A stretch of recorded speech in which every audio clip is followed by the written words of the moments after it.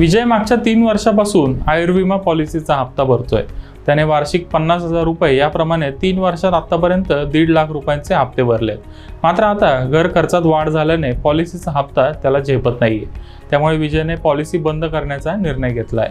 मुदतीआधीच policy बंद केल्यास त्याला सरेंडर असं म्हणतात। तसेच पॉलिसी सरेंडर केल्याने पॉलिसी धारकाला आर्थिक नुकसान सोसावं लागतं। मात्र IRDAच्या नवीन नियमामुळे विजय सारख्या लोकांना पुढील वर्षापासून फारसं नुकसान होणार नाहीये।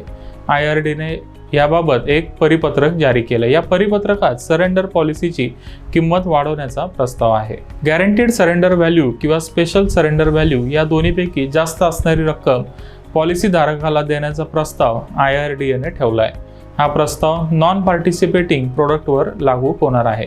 पॉलिसी धारकांना कंपन्यांच्या नफ्यात हिस्सा मिळत नसल्यास अशा पॉलिसींना नॉन पार्टिसिपेटिंग प्रोडक्ट असं म्हणतात। भारतात सध्या अनेक नागरिक मोठ्या प्रमाणात पॉलिसी सरेंडर करतात। गेल्या 5 वर्षात महागाईमुळे 47% लोकांनी आयुर्विमा पॉलिसी सरेंडर केली आहे किंवा पॉलिसीचं नूतनीकरण टाळलंय, अशी माहिती SBI लाईफ इन्शुरन्सच्या एका अहवालातून मिळाली आहे। पॉलिसी सरेंडर केल्यानंतर एकूण भरलेल्या हप्त्यापैकी काही रक्कम विजयला परत मिळणार आहे। या रकमेला सरेंडर व्हॅल्यू असं म्हणतात। पॉलिसी सरेंडर करण्याचे 2 पर्याय आहेत। पहिला पर्याय म्हणजे गॅरंटीड सरेंडर व्हॅल्यू। यात पॉलिसीला 3 वर्ष पूर्ण झाल्यानंतर पॉलिसीधारक पॉलिसी सरेंडर करू शकतो। 3 वर्षाच्या आधी पॉलिसी सरेंडर केल्यास 1 रुपयाही मिळणार नाही। आता दुसरा पर्याय काय आहे ते बघूया। स्पेशल सरेंडर व्हॅल्यू या पर्यायात एकूण विमा रक्कम, एकूण बोनस यावर सरेंडर व्हॅल्यू निश्चित करण्यात येते। स्पेशल सरेंडर व्हॅल्यूमध्ये गॅरंटीड सरेंडर व्हॅल्यूपेक्षा जास्त रक्कम मिळण्याची शक्यता असते। स्पेशल सरेंडर व्हॅल्यू या पर्यायात 3 वर्षाहून अधिक काळ हप्ता भरलेला असल्यास 30 ते 35% हिस्सा परत मिळतो। 4थ्या किंवा 7व्या वर्षी पॉलिसी सरेंडर केल्यास 50% रक्कम परत मिळते। विजयने आजच पॉलिसी सरेंडर केल्यास 1.5 लाखाच्या 35% म्हणजेच 52,500 रुपये त्याला परत मिळतील। आता IRDAने सरेंडर व्हॅल्यूबाबत कोणता नवा प्रस्ताव आणलाय ते जाणून घेऊया।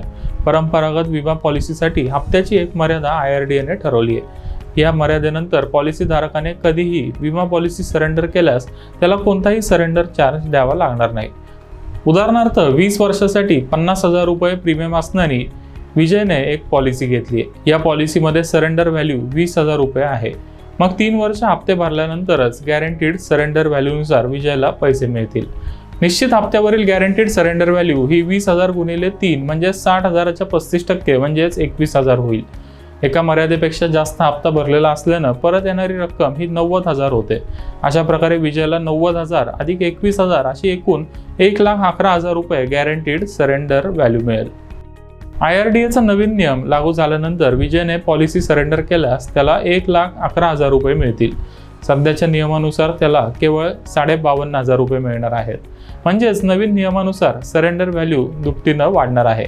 पण हा एक केवळ अंदाज आहे। प्रत्येक इन्शुरन्स कंपनीची सरेंडर व्हॅल्यू वेगवेगळी असल्याने यामध्ये चढ उतार होऊ शकतात। सध्याच्या नियमानुसार विमा पॉलिसी बंद केल्यानंतर विमाधारकाला मोठं नुकसान होतंय।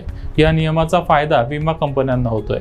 IRDAचा नवीन नियम लागू झाल्यास सामान्य पॉलिसीधारकांना मोठा फायदा होणार आहे, तर कंपन्यांना आर्थिक नुकसान होणार आहे, अशी माहिती कर आणि गुंतवणूक सल्लागार बळवंत जैन यांनी दिली आहे। पॉलिसी सरेंडर केल्यानंतर मोठं नुकसान होतं, त्यामुळे काही पर्याय नसल्यास पॉलिसी सरेंडर करावी, अन्यथा कधीही पॉलिसी सरेंडर करू नये असा सल्लाही जैन यांनी दिलाय। मुदतीआधीच पॉलिसी बंद केल्यास तुमचंच नुकसान होणार आहे, हे कायम लक्षात ठेवा। पॉलिसी बंद केल्यानंतर तुम्ही भरलेल्या एकूण रकमेचा काही भागच तुम्हाला परत मिळणार आहे। त्यामुळे पॉलिसी खरेदी करण्यापूर्वी सरेंडर व्हॅल्यूच्या नियमांची माहिती समजून घ्या। तसेच पूर्ण कालावधीपर्यंत पैसे भरू शकणार असाल तरच पॉलिसी खरेदी करा।